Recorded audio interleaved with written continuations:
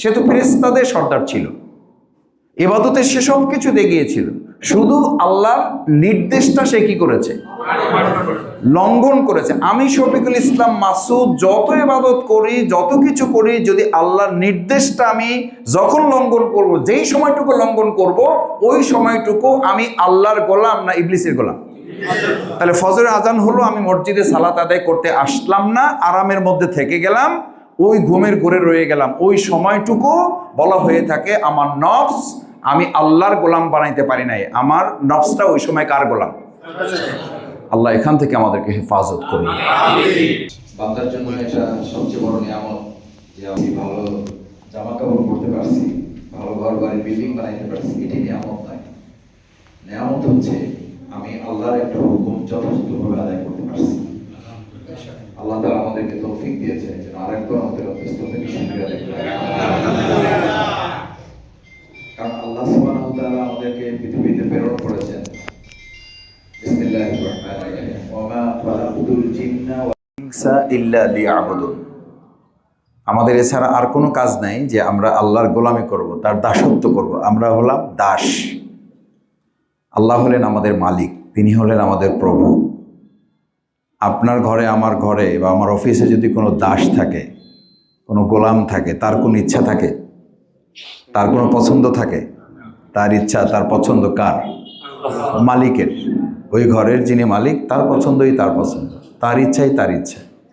তাহলে আমরা হলাম কার গোলাম? আমাদের কোনো ইচ্ছা আছে? আল্লাহ তাআলা বলেন তোমাদের ইচ্ছা থাকলেও তো লাভ হবে না। ওমা তাশাউনা ইল্লা আইয়াশা আল্লাহ। তোমাদেরটা ইচ্ছা পূরণ হবে না, আমি যেটা চাই সেটা হবে। সুবহানাল্লাহ। কিন্তু আমাদের ভাবটা কি? আমরা চাইলেই পারবো। সূরা নজম আর রহমান এর পাশাপাশি সূরা অনেকেই আপনাদের মুখস্থ আছে, আপনারা জানেন। সেখানে আল্লাহ বলছেন ওয়া আন লাইসা লিল ইনসানি ইল্লা মা সাআ। মানুষ চেষ্টা না করলে তাকে কিছুই দেওয়া হবে না। আবার আল্লাহ তাআলা সাথে সাথে এটা স্মরণ করিয়ে দিচ্ছেন আমলিল ইনসানি মা তামান্না। মানুষ কি এটা মনে করে যে চাইলেই তা পাবে? না, চাইলেই সে তা পাবে না। ওটা বরাদ্দ হবে কার কাছ থেকে? আল্লাহর কাছ থেকে। আমি দুটো কথা বলে শেষ করব। একটা হচ্ছে আমাদের মূল টার্গেট হচ্ছে আমাদেরকে আল্লাহ ইবাদতের জন্য পাঠিয়েছেন, তার গোলামি। এখন তাহলে আমরা চাকরি করব না, ব্যবসা করব না, পরিবার পরিচালনা করব না, স্বামী স্ত্রীর হক, স্ত্রী স্বামীর হক, স্বামী স্ত্রী সন্তানের হক আদায় করবে না? করবে। এই সব কাজগুলো যখন আল্লাহর দেওয়া নিয়ম অনুযায়ী হবে, তখন ওই কাজগুলো ইবাদত হয়ে যাবে। সুবহানাল্লাহ। দেখেন আল্লাহ ইসলামকে কত সহজ এবং কত আমাদের জন্য বরকতময় করেছেন। যদি আপনি আল্লাহ প্রিয় নবী মুহাম্মদ রাসূলুল্লাহ সাল্লাল্লাহু আলাইহি সাল্লামের সুন্নাহ অনুযায়ী বাম পা দিয়ে টয়লেটে ঢুকবেন, নিয়ম অনুযায়ী কাজ সারবেন, দোয়া পড়বেন, দোয়া পড়ে আবার বের হয়ে দোয়া পড়বেন, ডান পা দিয়ে বের হবেন। এই সময়ের পৃথিবীর সবচেয়ে নিকৃষ্ট জায়গা যেটা, এইটুকু কাজও যদি আল্লাহ এবং রাসূল সাল্লাল্লাহু আলাইহি সাল্লামের নিয়ম অনুযায়ী করা যায়, তাহলে ওই সময়টুকুকে আল্লাহ বলেন যে আমি তোমাকে নেকি দিয়ে পরিপূর্ণ করে দেব। আচ্ছা, তাহলে আপনি বলেন পৃথিবীর কোন কাজটা ইবাদত হবে না? ওইটা হবে না যেটা আল্লাহর হুকুম নাই, আল্লাহর নির্দেশ নাই। আল্লাহ নির্দেশের বাইরে গিয়ে আপনি যদি দুই সিজদার জায়গায় 3 সিজদা দেন যে আজকে একটু ইবাদত বেশি করতে চাই, হাতে যেহেতু সময় আছে, সিজদা 2টার জায়গায় কয়টা দেব? 3টা দেব। সব বেশি হবে না কম হবে? সব কম হবে? সব হবেই না। তার মানে নির্দেশ মানাটা। দেখেন ইবলিস, কেউ কেউ বলেন 80 লক্ষ বছরের ইবাদত আছে তার। কত বছর? তা আপনি আমি কত বছর বাঁচবো? কাছাকাছি এরকম নাকি? এর ধারে কাছে তো যেতে পারবেন না। তো এই ভদ্রলোক তো বলছে এই অর্থে বোঝার জন্য আর কি, সহজ হবে। এই ইবলিসটা মানে অসুবিধাটা কি? সে তো ফেরেশতাদের সর্দার ছিল, ইবাদতে সে সব কিছু দেখিয়েছিল, শুধু আল্লাহর নির্দেশটা সে কি করেছে? লঙ্ঘন করেছে। আমি শফিকুল ইসলাম মাসুদ যত ইবাদত করি, যত কিছু করি, যদি আল্লাহর নির্দেশটা আমি যখন লঙ্ঘন করব, যেই সময়টুকু লঙ্ঘন করব, ওই সময়টুকু আমি আল্লাহর গোলাম না ইবলিসের গোলাম?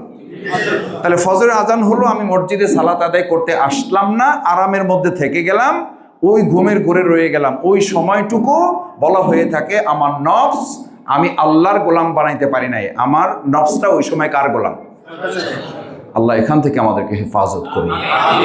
ঠিক একইভাবে আমার সমাজ, আমার রাষ্ট্র, আমার অর্থনীতি, আমার সংস্কৃতি, আমার কথা বলা, আমার হাঁটা চলা, আমার আরেকজনের ব্যবহার, এই সবটুকু যখন রাষ্ট্রীয় ব্যবস্থাপনায় ইসলাম আমাকে দিবে, তখন সমস্ত রাষ্ট্রের কাজগুলো ইবাদতে পরিণত হবে।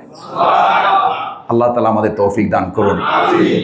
আমি খুবই ছোট মানুষ, আমার শ্রদ্ধেয় ভাই আমাকে ভালোবাসেন।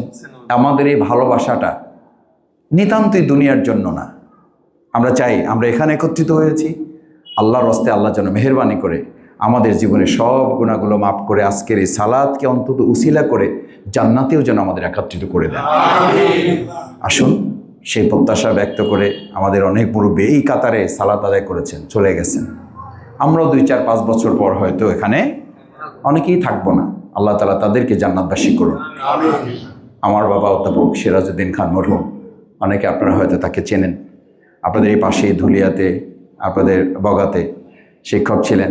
আমাদের এরকম পিতামাতা যারা চলে গেছেন, আমাদের ভাই বন্ধু যারা চলে গেছেন, আল্লাহ তাআলা তাদেরকে মাফ করে দিয়ে আজকে মুরব্বী এখানে যারা আছেন তাদেরকে আল্লাহ যেন মেহেরবানি করে নেক হায়াত দিয়ে আল্লাহ যেন তাদেরকে ইবাদতের সাথে আমাদেরকে তার গোলাম হয়ে ফাদখুলি ফি ইবাদি অদখুলি জান্নাতি, আমরা যেন আল্লাহর গোলাম হতে পারি। আল্লাহ যেন দয়া করে জান্নাতে আমাদেরকে প্রবেশ করার তৌফিক দান করেন। আমাদের সেই চেষ্টা করতে পারলেই আমাদের ব্যক্তিটা পরিশুদ্ধ হবে, আমাদের সমাজটা সুন্দর হবে, আমাদের রাষ্ট্রটা সুন্দর হবে। আল্লাহ তাআলা আমাদের সেই কাজে, যেখানে যে অবস্থায় আছি সেখান থেকে সেই কাজ করার তৌফিক যেন আমাদেরকে দান করেন।